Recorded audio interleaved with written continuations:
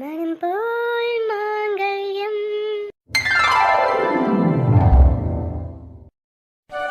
மிகவும் அழகான பசுமை நிறைந்த மனதிற்கு நிறைவான ஊட்டி மலை கிராமத்துல தான் நம்ம கதையோட கதாநாயகி வாழ்ந்துட்டு வந்துட்டு இருக்கா. இவளுக்கு ரொம்ப நாளாவும் மாப்பிள்ளை தேடி மாப்பிள்ளையே அமையல. இப்படியாப்பட்டவளுக்கு எவ்வளவு நல்ல மாப்பிள்ளை அமைய போறாங்க.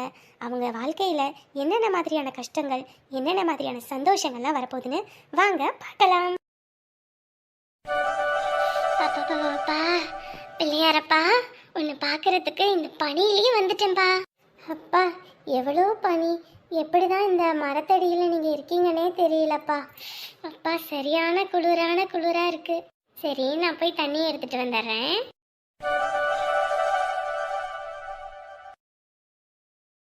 அப்பா ஏற்கனவே பனி கொட்டுது, இந்த பனியில் இந்த தண்ணி வர சிலு சிலுன்னு கடுக்கடுன்னு இருக்கே. பிள்ளையாரப்பா, என்னம்மா பனி கொட்டுது? பிள்ளையாரப்பா மன்னிச்சிருப்பா, தண்ணி ரொம்ப கடுக்கடுன்னு இருக்கு, அதான் மன்னிச்சிடுங்க. ஓம் கஜமுக கணபதியே என் வாழ்வில் என்னும் நன்னாளே.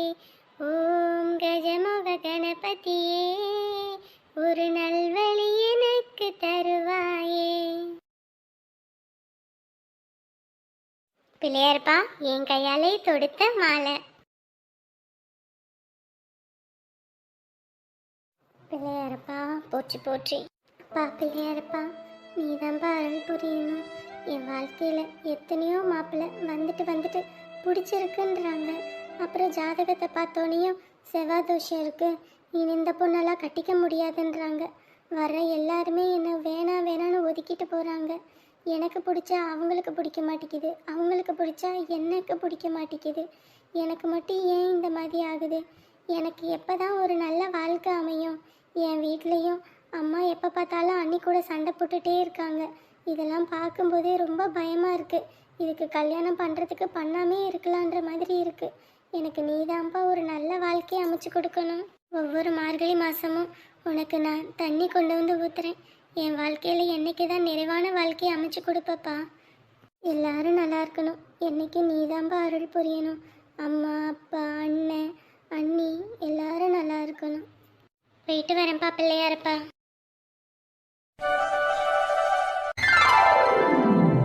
காலையில் எதுலையா சாமி பாட்டு ஓடுதா? ஒன்றும் இல்லை. ஓ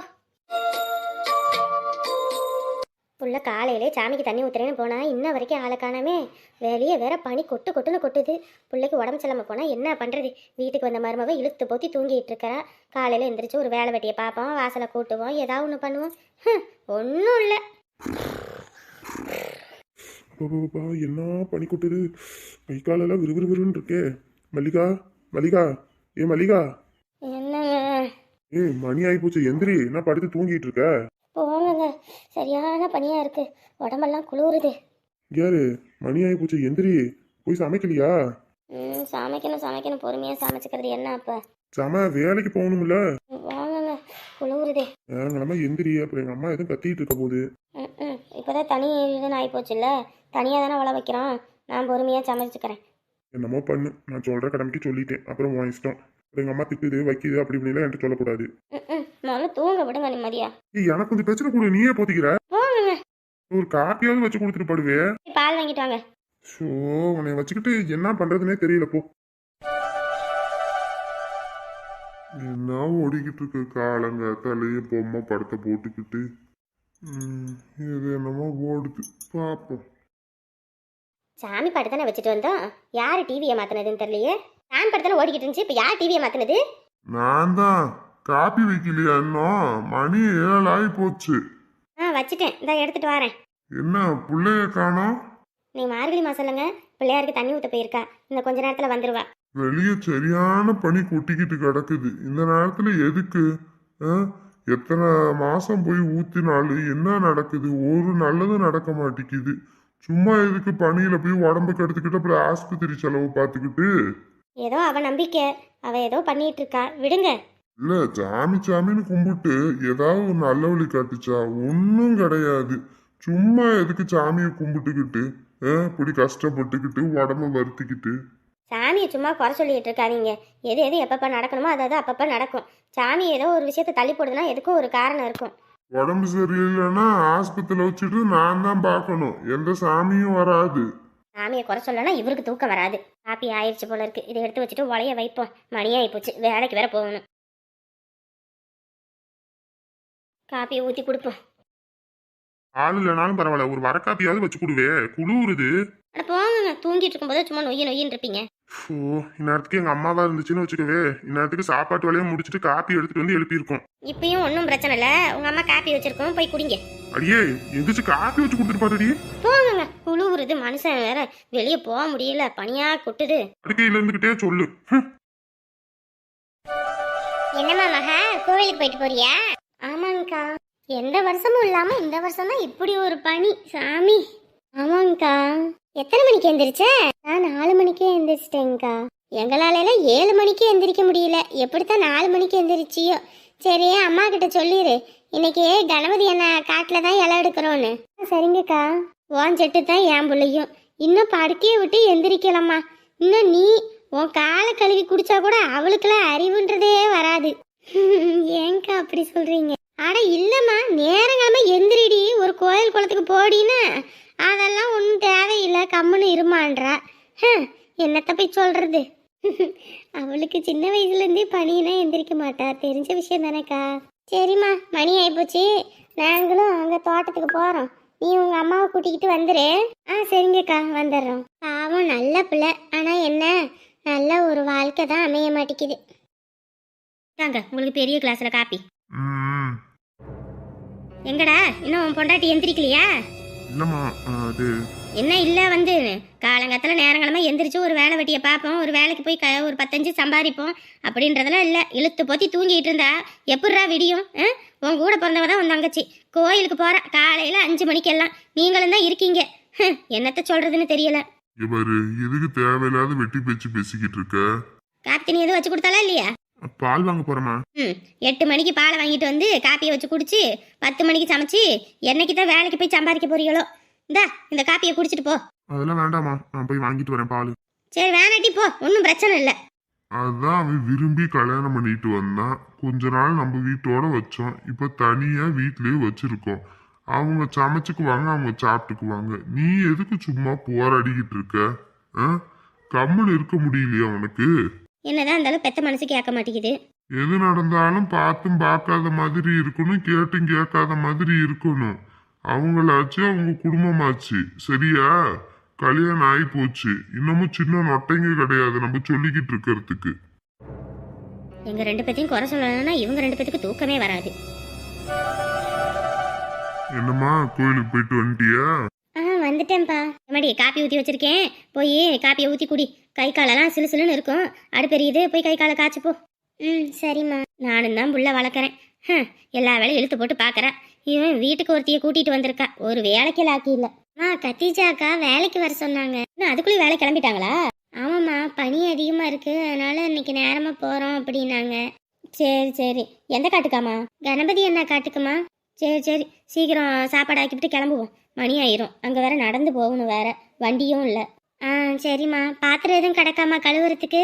நீ முதல்ல கை காலை காய்ச்சு, பனி வேற, அப்புறமேட்டுக்கெல்லாம் பாத்திரத்தை கழுவிக்கலாம். சரிம்மா. சரி, நானும் இன்னைக்கு வேலைக்கு வேற போகணும், மேஸ்திரி இன்னைக்கு நேரமா வர சொன்னா. அப்படி இந்த சாப்பாடு ஆயிடுச்சுங்க, குழம்பு மட்டும் கூட்டி வச்சனா போதும், வேலையாயிடும், கிளம்பிடுவீங்க. 8 மணிக்கெல்லாம் சாப்பாடெல்லாம் ஆக்குங்கன்னு நானும் சொல்லிக்கிட்டு இருக்கேன், ஆனா 8 மணிக்கு ஆக்குறதே இல்ல, பஸ் போயிரும்னு சொல்லிட்டு இருக்கேன்ல. அவ்வளவுதான், போய் இந்த வேலையை முடிச்சிடறேன்.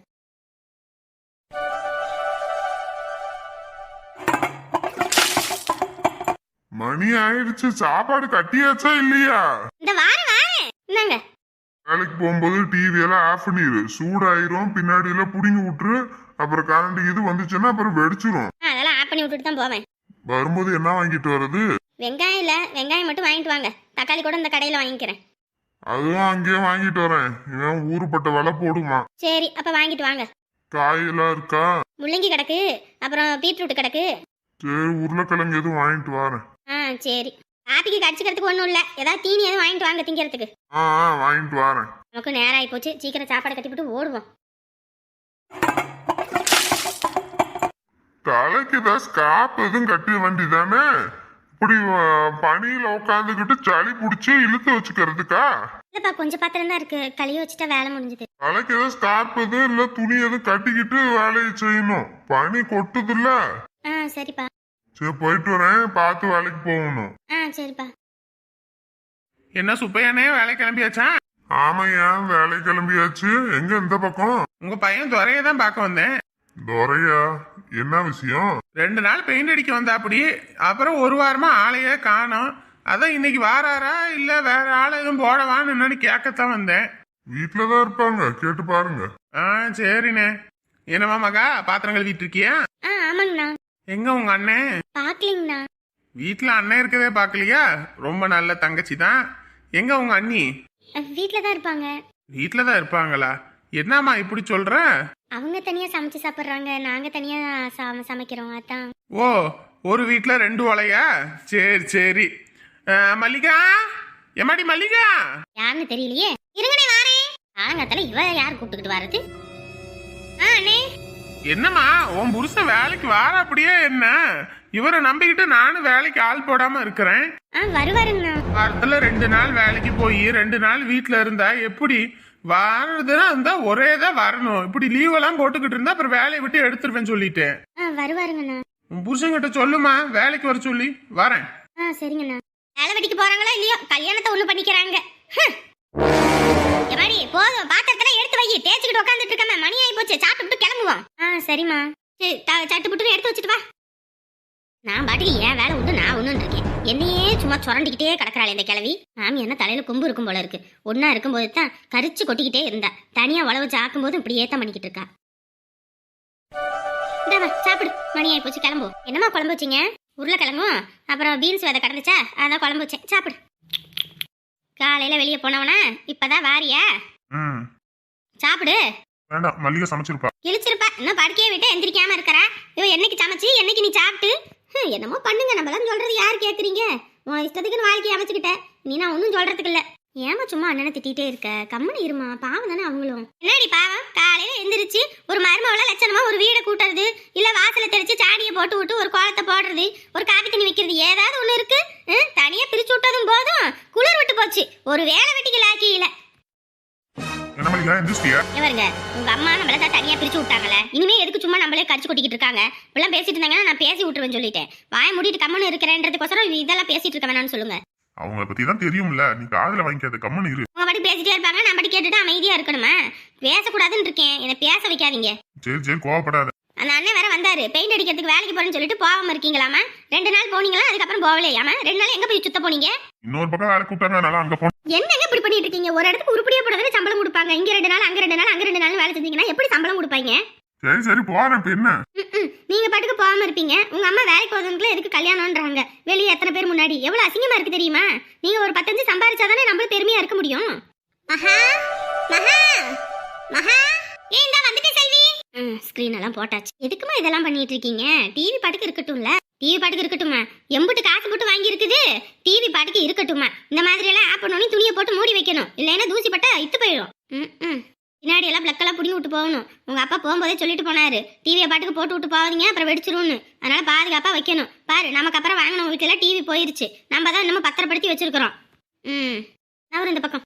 ஏமா ரிமோட் எடுத்துக்கிட்டு என்னமா பண்ணிட்டு இருக்கீங்க? நம்ம பாட்டுக்கு ரிமோட் இங்க வச்சுட்டு போனான்னு வச்சுக்க, உன் அன்னிக்காரி வீட்டுல உட்காந்துக்கிட்டு நல்லா தின்னுக்கிட்டு டிவியை பாத்துக்கிட்டு இருப்பா. ரிமோட் எடுத்து ஒளிச்சு வச்சுட்டு போகணும். இல்லன்னு வச்சுக்க, கரெக்டா கண்டுபிடிச்சு எடுத்து டிவியை போட்டு பாத்துக்கிட்டு இருப்பா. வரும்போது ஆப் பண்ணி வைப்பா, டிவி சூடா இருக்கும். அப்புறம் நம்மள வந்தோடனே உங்க அப்பா நம்மளதான் பிடிச்சி திட்டுன்னு திட்டுவாரு.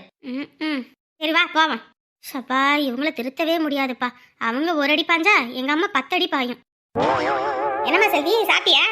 சாப்பிட்டேம்மா. என்ன உங்க அம்மா வேலைக்கு போயிட்டாளா காலையிலேயே? ஆமா, அவங்க கணபதி அண்ணா காட்டுக்கு காலையிலே போயிட்டாங்க.